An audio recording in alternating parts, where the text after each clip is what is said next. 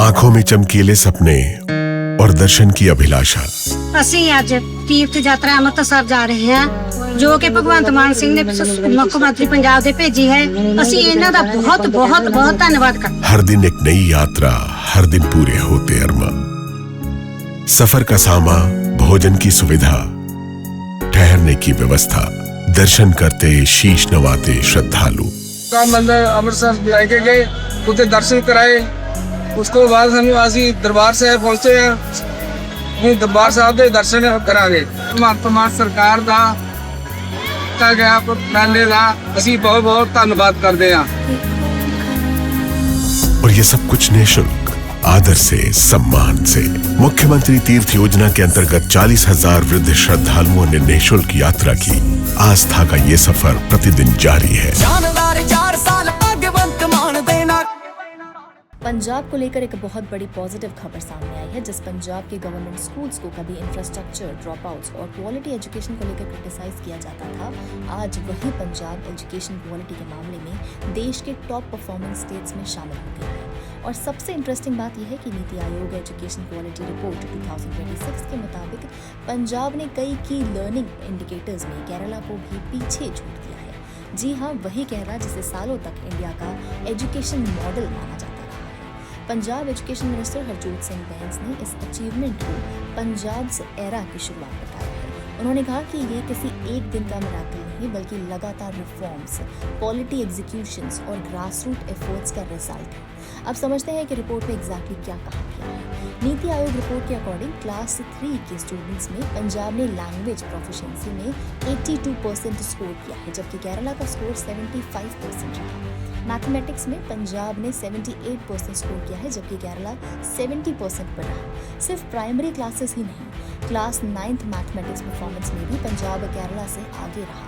पंजाब का score 52% record किया गया है, जबकि केरला 45% पर रहा।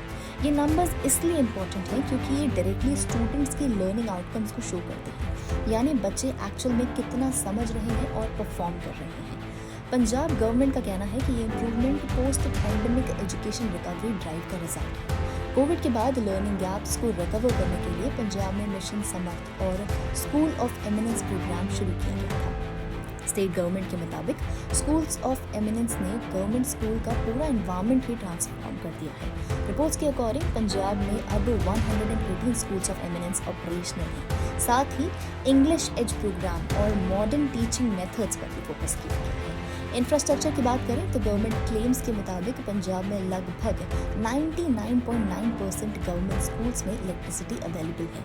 99% स्कूल में फंक्शनल कंप्यूटर्स हैं और 80% से ज़्यादा स्कूल स्मार्ट क्लासरूम से इक्विप्ड हैं। यानी जो गवर्नमेंट स्कूल्स कभी बेसिक फैसिलिटीज़ के लिए स्ट्रगल कर रहे थे, अब टेक्नोलॉजी इनेबल्ड क्लासरूम की तरफ मूव कर रहे हैं।